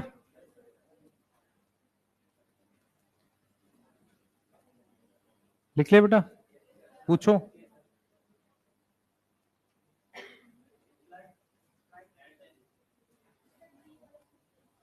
बच्चे बी वाला, ये बच्चे समझना, देख ये यही तो कह रहा है।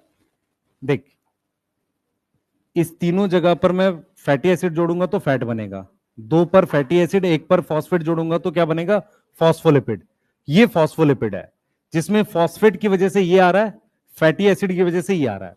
तो किसी भी फॉस्फोलिपिड में हाइड्रोफोबिक टेल होगा और एक पोलर, पोलर मतलब चार्ज हेड होगा। यस, ये समझ में आ रहा है? अब यही चीज हम यहां पर ऐसे लिख रहे हैं कि सेकंड में, कि लिपिड कौन सा? Mainly phospholipid. उसका एक और नाम फॉस्फोग्लिसराइड होता है। और मेन फॉस्फोलिपिड कौन सा है? लेसिथिन। ये इस साल आया भी था, ठीक है? लेसिथिन वाला क्वेश्चन आया था। हाँ, स्लाइड चेंज कर दें बेटा? इसको बॉक्स में लिख लेना, एक लिख के बॉक्स बना देना उसके चारों तरफ। नोट कर लो भाई।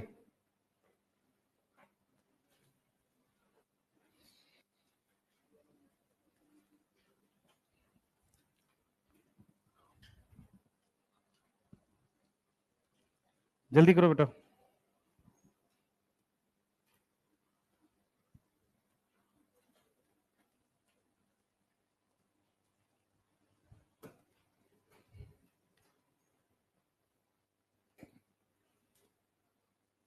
हो गया?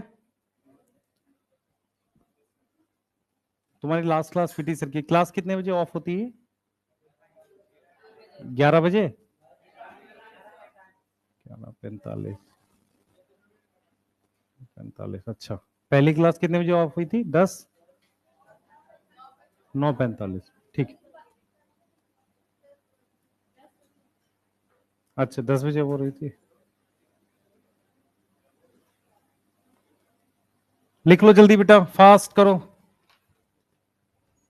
जल्दी जल्दी करोगे तो ठीक रहेगा। फॉस्फोग्लिसराइड समझ में आ रहा है क्या? चलते हैं। कहां जाएगा भाई? हैं? पढ़ लो चुपचाप भाई। 72 चैप्टर है टोटल, 72, सारे सब्जेक्ट के मिला के, है ना? अभी तो 3 भी नहीं हुए। नहीं तो दिल्ली अभी दूर है, पढ़ाई करो। है? फर्स्ट हो गया?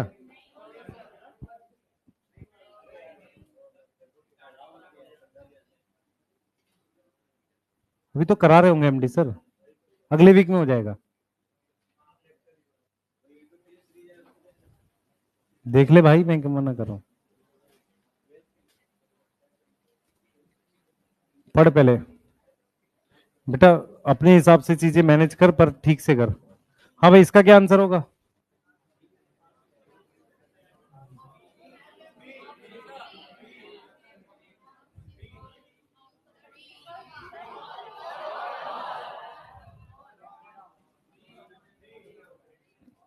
ऑल तो फीचर है, ठीक है? आंसर बी आएगा। RBC selected for studies because membrane bound organelle नहीं है, न्यूक्लियस नहीं है, वो वो भी एक फीचर है। पर मेन फीचर क्या है कि हमने क्यों लिया आरबीसी? क्योंकि मेम्ब्रेन बाउंड नहीं है, ठीक है? लिखो, नोट करो जल्दी से, जल्दी फास्ट, जल्दी फास्ट।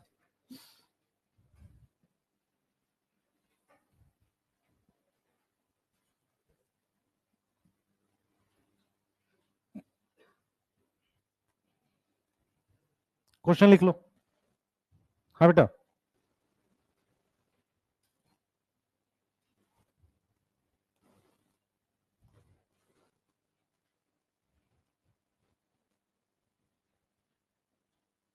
लिख लिया क्वेश्चन?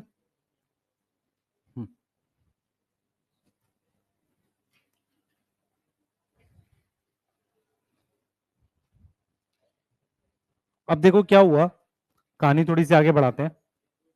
ठीक है, आंसर भी आएगा। अब सुन लो ध्यान से, इधर ध्यान देंगे कृपया, फोकस करो, ध्यान सुनो। पॉइंट क्या है कि हमने आरबीसी को पढ़ रहे थे, हमें मेम्ब्रेन का थोड़ा बहुत आइडिया लग गया। हमने ये देखा, जब हमने उसको और एनालाइज किया तो हमें ये पता चला कि आरबीसी में या किसी भी मेम्ब्रेन में प्रोटीन दो तरह की होती हैं। एक प्रोटीन जो मेम्ब्रेन के अंदर होती है, जिसको निकालने मुश्किल है और निकालने पर मेम्ब्रेन डैमेज हो जाएगी। मेरी बात समझो ध्यान से, अगर कोई प्रोटीन मेम्ब्रेन का पार्ट है, उसको निकालना मुश्किल होगा। जैसे एग्जांपल से समझते हैं। अब हमने क्या किया, हमारे पास बायोकेमिकल एनालिसिस का मतलब है, मतलब हमने आरबीसी की और ज्यादा एनालिसिस करी, उसमें कौन कौन से केमिकल है। तो हमें यह पता चला कि जो आरबीसी है ना, आरबीसी में हमारे पास क्या क्या है। एक तो लिपिड है, यस, लिपिड दो तरीके का होता है। एक है मेन लिपिड। मेन लिपिड कौन सा है? फॉस्फोलिपिड। मतलब मेन लिपिड फॉस्फोलिपिड है, उसकी टाइप है लेसिथिन। उसके अलावा एक लिपिड और होता है, कोलेस्ट्रॉल। क्या होता है? कोलेस्ट्रॉल होता है। उसके अलावा आरबीसी में हमारे पास प्रोटीन मिली, और क्या मिला? कार्बोहाइड्रेट। प्रोटीन के अलावा हमें क्या मिला? कार्बोहाइड्रेट मिला। यस, ठीक है। अब हमने क्या किया है आगे, बहुत ध्यान से सुनना मेरी बातों को। हमने देखा कि प्रोटीन की टाइप थी, टाइप ऑफ प्रोटीन। ये किस बेस पर है? फंक्शन के बेस पर नहीं, ये टाइप ऑफ प्रोटीन है on the basis of ease of extraction. Ease का मतलब होता है कितनी आसानी से इसे निकाल सकते हैं। On the basis of ease of extraction हमारे पास टाइप ऑफ प्रोटीन है। जैसे ये वाली जो प्रोटीन है, इसको निकालना मुश्किल होगा। इसको जब मैं निकालूंगा ना ऐसे, तो मेम्ब्रेन डैमेज हो जाएगी। ये वाली प्रोटीन हो गई, या ये वाली प्रोटीन हो गई, ये अंदर है ऐसे। या कुछ प्रोटीन और है जो कुछ पार्ट उसका अंदर ऐसे गया हुआ है। तो ये जो प्रोटीन थी जिनको निकालना मुश्किल था, उनको हमने नाम दिया इंटीग्रल प्रोटीन। क्या नाम दिया? Integral protein. अब जो इंटीग्रल प्रोटीन थी, वो पार्शली, पार्शली मतलब थोड़ा, या फुली, पूरी तरीके से बरीड थी मेम्ब्रेन में। बरीड समझ में आता है ना? मेम्ब्रेन में अंदर तक गई हुई थी ये, पार्शली या फुली। यस, सही है। पार्शली, देखो ये पार्शली है, ये फुली है। किसके अंदर गई थी? मेम्ब्रेन के अंदर। क्लियर है? ठीक है। इसको डिफिकल्ट होगा रिमूव करना। क्या होगा? डिफिकल्ट होगा। यस, तो डिफिकल्ट टू रिमूव है, डिफिकल्ट टू रिमूव है। यस। अब दूसरी प्रोटीन हमारे पास क्या है? उसको हमने बोला है peripheral protein. Peripheral protein easy होता है। क्या होगा? इजी टू रिमूव है। ठीक है, अब मेरी बात सुनो ध्यान से। ये जैसे प्रोटीन है, ये प्रोटीन एक तरह का चैनल होती है ऐसे, इसमें से चीज मूव कर सकती है ऐसे। ठीक है, ये चैनल हो गया, इसमें से कोई चीज जा सकती है। तो अगर इंटीग्रल प्रोटीन का मैं एग्जांपल लिखूं, तो इसका एक एग्जांपल आएगा चैनल। दूसरा, ध्यान से सुनना, ये वाली जो प्रोटीन है, ये रिसेप्टर की तरह काम करती है। What is receptor? ध्यान से सुनेंगे, रिसेप्टर क्या होता है? जैसे ये सेल है, इसकी सतह पर ये एक प्रोटीन लगी हुई है। कोई भी चीज आकर बाहर इस पे लगेगी, मेरी बात समझ पा रहे हो, और यहां अंदर सिग्नल जाएगा। रिसेप्टर क्या होते हैं? अगर बाहर उस पे कोई सिग्नल जाए, वो अंदर तक पहुंचा दे, ये होता ना रिसेप्टर। तो रिसेप्टर क्या होती है? इंटीग्रल प्रोटीन ही होती है। उसके बाहर वाले सरफेस पर अगर कोई हार्मोन या कोई चीज जुड़ता है, वो अंदर सिग्नल पहुंचा सकता है। क्लियर है? एनसीईआरटी में इसे पेरीफेरल लिख दिया है, वो ठीक नहीं है, इंटीग्रल ही है। डायग्राम में कुछ मिस्टेक है। क्या होना चाहिए? इंटीग्रल ही होना चाहिए। मेरी बात समझ पा रहे हो? अब सुनो, इधर देखो ध्यान से। मेरे पास यहां पर थोड़ा थोड़ा कोलेस्ट्रॉल होता है। क्या होता है? कोलेस्ट्रॉल। तो कोलेस्ट्रॉल भी एक तरह का लिपिड है। ये चीज समझ में आ रही है? अब देखो मेरी बात सुनो, हमारे पास, बोर्ड पे ध्यान दो बेटा, हमारे पास ये जो प्रोटीन है इसके ऊपर ऐसे शुगर लगा हो, शुगर, और ये लिपिड के ऊपर शुगर लगा हो, तो जब प्रोटीन के ऊपर शुगर लगा हो, देख बेटा, किसी प्रोटीन के ऊपर ये शुगर लगा हो तो उसे ग्लाइकोप्रोटीन कहते हैं। क्या बोलते हैं? ग्लाइकोप्रोटीन। मेरी बात सुनो ध्यान से, ये जो प्रोटीन्स होती हैं इन पर कई बार शुगर भी लगा होता है, खासकर इस वाली पर। ये जो शुगर लगा है ना, शुगर और प्रोटीन को मिला के हम क्या लिखते हैं? ग्लाइकोप्रोटीन। तो प्रोटीन प्लस शुगर, उसको हमने क्या नाम दे दिया?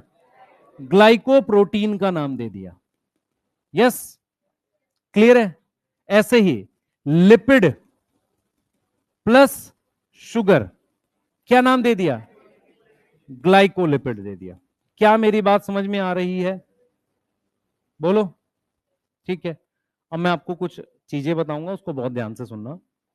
हमने और एनालिसिस किया तो हमने पहले तो पाया कि लिपिड ऐसे लगा हुआ है, हाइड्रोफोबिक अंदर की तरफ, हाइड्रोफिलिक बाहर की तरफ।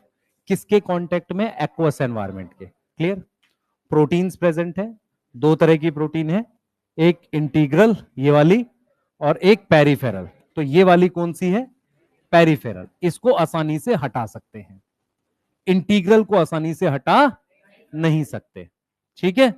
इंटीग्रल या तो चैनल होती है, पंप होती है, या रिसेप्टर होती है। ठीक है? क्लियर है? अब जरा ऐसा समझना, आप में से बहुत सारे बच्चे, हमारे पास ये एक आरबीसी है, ध्यान से समझना, ये आरबीसी है। ठीक है? इसकी सतह पर कुछ प्रोटीन लगी हुई है ऐसे। ठीक है? इस पे हमारे पास ये शुगर की चेन है ऐसे। ठीक है? इस पर जो शुगर की चेन है वो अलग है। ठीक है? इस वाले पर ये दोनों शुगर की चेन है, ये वाली भी है और ये वाली भी है। मैं आपको ये समझाने की कोशिश कर रहा हूं, protein plus sugar polymer glycoprotein हो गई। ये काम करता है एंटीजन, उसमें मेनली एंटीजन ये काम कर रहा है। तो ये मान लो ए एंटीजन है, तो ये वाला कौन सा हो गया? बी। तो अगर आप ध्यान से देखो, एंटीजन क्या होता है? पहचान होती है किसी भी सेल की। और नॉर्मली एंटीजन किसका बना होता है? या तो प्रोटीन का या ग्लाइकोप्रोटीन का। मेरी बात समझ पा रहे हो? एंटीजन मतलब किसी भी सेल या कोशिका के सरफेस पे, सतह पर कुछ पहचान होती है उसकी। एंटीजन या तो सिर्फ प्रोटीन का बना होता है या प्रोटीन प्लस शुगर का, ग्लाइकोप्रोटीन। हम ये मानते हैं, हम इसको एंटीजन नहीं मान रहे यहां पे प्रोटीन पे, हम मान रहे हैं कि जब शुगर जुड़ेगा तो एंटीजन होगा। तो इसलिए ए एंटीजन है, बी है, ये ए बी है, और इसमें हम कोई एंटीजन ना मान के क्या लिख रहे हैं? ओ। इस पे शुगर की चेन है, इस पर शुगर की चेन है जो अलग है, इस पे दोनों तरह की है। यस, ये तुम्हारी एनसीईआरटी ने उस चैप्टर में लिखा है प्रिंसिपल ऑफ इनहेरिटेंस में। वहां पर उसने बोला है ए एंटीजन और बी एंटीजन जो होते हैं उसमें अलग तरह की शुगर की चेन होती है। मैं इस बात को इस तरीके से एक्सप्लेन कर रहा हूं कि नॉर्मली प्रोटीन पर शुगर की चेन लगी होती है या लिपिड पर। क्लियर है? लिपिड पे लगी होगी तो ग्लाइकोलिपिड, प्रोटीन पर लगी होगी तो ग्लाइकोप्रोटीन। और ग्लाइकोप्रोटीन पे लगने का फायदा क्या है? ये कैसे काम करता है? Act as a antigen. ये वाली बात समझ में आई है? बोलो, ये वाली बात। हाँ, नॉर्मली क्या है होता है, एंटीजन क्या होता है, मेरी बात समझ ध्यान से, समझ। देख, एक जो तेरे को बात बताऊंगा सुनिए ध्यान से, सारे मेरी तरफ देखेंगे, मेरी तरफ ध्यान से देखेंगे सभी लोग। हमारे पास पूरे अर्थ पर हजारों लाखों तरह के सेल्स हैं, मान लेते हैं अलग अलग टाइप के। कौन सी ऐसी चीज है जो सबसे ज्यादा टाइप के स्ट्रक्चर बना सकती है? वो प्रोटीन है। सबसे ज्यादा डाइवर्सिटी, सबसे ज्यादा अलग अलग चीजें कौन बना सकता है? प्रोटीन। अगर मुझे हर सेल को एक नई पहचान देनी है तो एंटीजन का काम किसे करना चाहिए? प्रोटीन को। तो या तो प्रोटीन एंटीजन होता है या प्रोटीन के ऊपर लगी हुई शुगर की चेन। समझ में आ रहा है? मेरी बात समझ में आ रही है? तो एंटीजन दो ही चीजें होती हैं, हम प्रोटीन को ये रोल क्यों देते हैं? क्योंकि सेल अलग अलग टाइप के हैं, उतने सारे काम कौन कर सकता है? सिर्फ प्रोटीन कर सकता है। ठीक है, लिपिड वाले पर हम वो काम नहीं देते। शुगर की वजह से अलग है या सिर्फ प्रोटीन की वजह से अलग हो सकता है? मेरा सिर्फ तेरे को ये समझाने का है कि हम लिपिड मेम्ब्रेन का स्ट्रक्चर पढ़ रहे हैं, अचानक से प्रोटीन पर ये शुगर कैसे आ गया? शुगर का काम क्या होता है? वो सेल को एंटीजन की प्रॉपर्टी देता है। ये समझ में आ रहा है? ये क्लियर है? बोलो। एंटीजन या तो सिर्फ प्रोटीन हो सकती है या ग्लाइकोप्रोटीन हो सकती है। अगर आपसे कोई पूछे कि एंटीजन बनाता कौन है, कौन सी ऑर्गेनल एंटीजन बनाती है, तो आप जाओगे गोल्जी अपरेटस के रोल में, तो वहां लिखा हुआ है गोल्जी अपरेटस ग्लाइकोप्रोटीन और ग्लाइकोलिपिड बनाता है। ठीक है, सही है, हम उसे आगे पढ़ेंगे। अभी ये यहां तक समझ में आ रहा है? ठीक है, किसको निकालना आसान है? पेरिफेरल को। अब देखो, ये पार्शली बरीड है, ये फुली बरीड है। ठीक है, बोलो। ठीक है, अब जरा एक चीज और देखते हैं बेटा, आप में से कितने लोगों ने माइटोकॉन्ड्रिया का स्ट्रक्चर देखा है? ये रहा, माइटोकॉन्ड्रिया में डबल मेम्ब्रेन होती है, एक मेम्ब्रेन ये रही, है ना? यस। अब ध्यान से सुनना जो मैं आपको बता रहा हूं यहां पे, इस मेम्ब्रेन पर ध्यान सुनो बेटा, ये जो मेम्ब्रेन है ना हमारे पास, ये इस मेम्ब्रेन पर ये इस तरीके से एक चैनल है, इस तरीके से एक चैनल बन गया ये। यस, और इस पर ये हेड लग गया। तो ये जो हेड है ना बेटा, ये जो हेड है, ये हेड क्या है? क्या चीज है? शेड्यूल। एक मिनट रुक जाइए, एक मिनट, हाँ पहले पढ़ाने दीजिए मुझे। ये क्या है? F1 है, ये F0 है। तो F0 क्या है?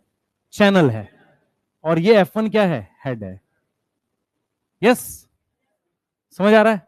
तो F1 कौन सी प्रोटीन हो गई? पेरिफेरल। कौन सी हो गई? पेरिफेरल। पेरिफेरल मतलब इसको हटा सकते हैं। ये क्या हो गया? इंटीग्रल। कोई डाउट? ठीक है, तो तुम्हारे सिलेबस में इनके बारे में है, मैं सिर्फ ये इसलिए समझा रहा हूं ताकि आपको बेसिक समझ में आ जाए, अपने दिमाग में बिठा लेना, एंटीजन हमेशा या तो प्रोटीन होगा या ग्लाइकोप्रोटीन होगा। ठीक है, बना लो।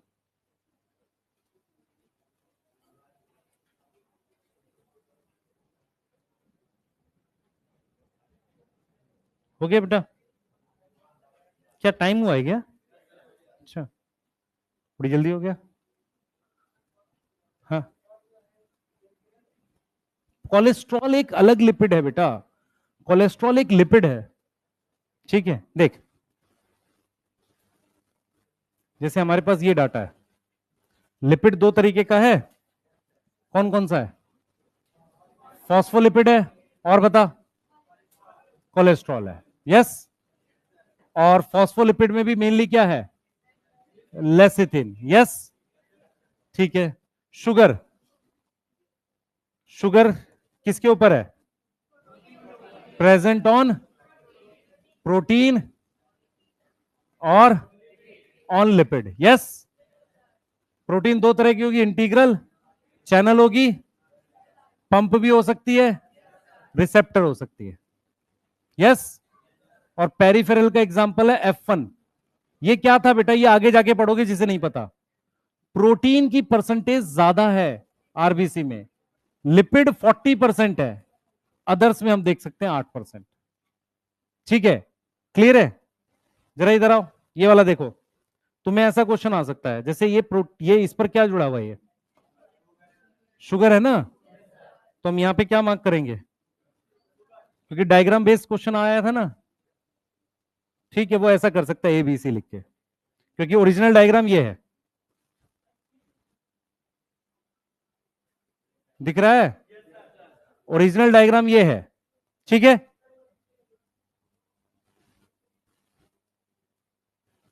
हाँ भाई, मैंने ए पूछा है, ए पूछा है क्या है? ये तो वो नंबर दे रखे हैं यार, 1 2 3 कर ले। ए क्या है यहां पर? शुगर है। बी क्या है? प्रोटीन। सी क्या है? कोलेस्ट्रॉल। और इसको पेरिफेरल इसने शायद लिखा है किसी को, ये इंटीग्रल ही है। डायग्राम ठीक कर लेना, ठीक है, बना लो इसको पहले। भाई डायग्राम से कैसे क्वेश्चन आएंगे वो बता रहा हूं आपको, ठीक।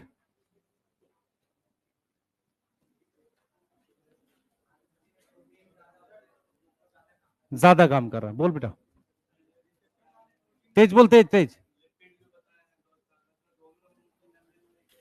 हाँ हाँ, दोनों प्रेजेंट होता है, पर कोलेस्ट्रॉल मेनली एनिमल सेल में होता है। मेनली कहां होगा?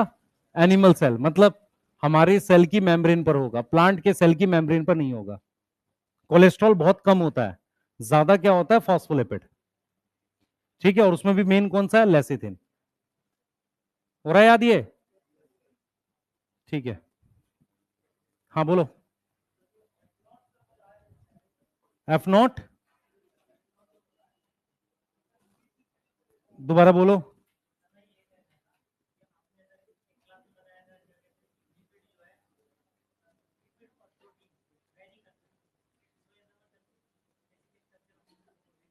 हम मेनली क्या मानते हैं कि ज्यादा लिपिड है, फिर प्रोटीन है, पर प्रोटीन का कंटेंट बढ़ जाता है अगर मेम्ब्रेन ज्यादा काम करती है। 52% लिख रहे हैं। हाँ, हम मेनली दो चीजें मानते हैं मेम्ब्रेन पे, लिपिड और प्रोटीन। कार्बोहाइड्रेट एडिशनल है, mainly membrane is made up of lipid and protein, ठीक है। हाँ, कार्बोहाइड्रेट बेटा एंटीजन जितना ज्यादा होगा, जितना ज्यादा एंटीजन होगा उतनी ज्यादा कार्बोहाइड्रेट होगी, ठीक है। लिख लो, नेक्स्ट स्लाइड दिखानी है, जल्दी करो।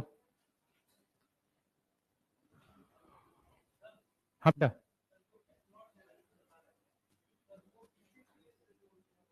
प्रोटोन का चैनल है, एफ नॉट प्रोटोन का चैनल है। जब प्रोटोन मूव करता है उससे हेड घूम जाता है। एफ वन क्या है? हेड है। तो एफ वन पेरिफेरल प्रोटीन हो गई, और चैनल कौन सी हो गई? Integral protein. चैनल क्या बताया? इंटीग्रल, यस, ठीक है। और पूछो, लिख लिया बेटा?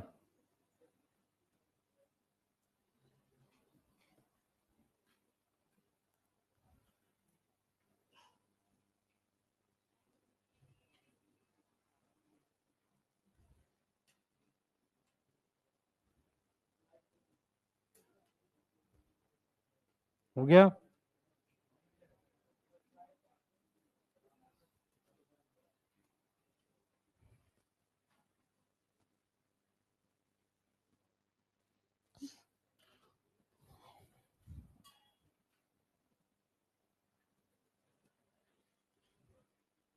चेंज कर दें स्लाइड?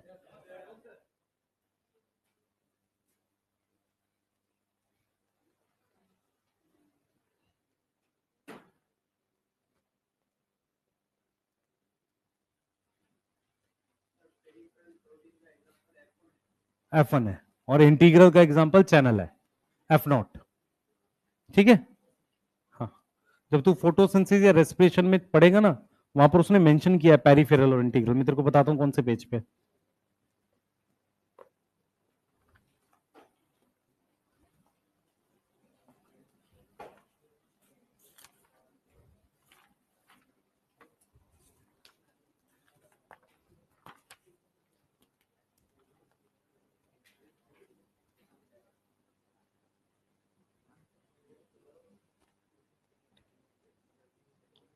जहां केमियो ऑस्मोटिक हाइपोथेसिस दे रखी है ना,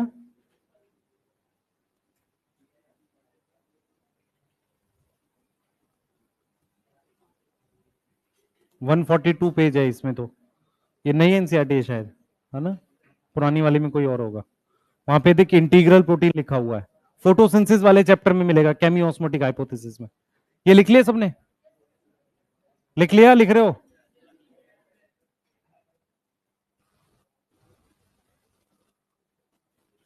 ये लिख लो अब इसका आंसर। सबसे ज्यादा प्रोटीन होती है इनर मेम्ब्रेन ऑफ माइटोकॉन्ड्रिया पे, ईटीएस होता है वहां। यहां क्या होता है? इलेक्ट्रॉन ट्रांसपोर्ट चेन, ईटीएस होता है, इसलिए यहां ज्यादा प्रोटीन होगी। ईटीएस समझ में आता है? इलेक्ट्रॉन ट्रांसपोर्ट चेन, जिससे एटीपी बनती है, ठीक है, इस वजह से इसमें ज्यादा प्रोटीन है। ये वाला नोट कर लो।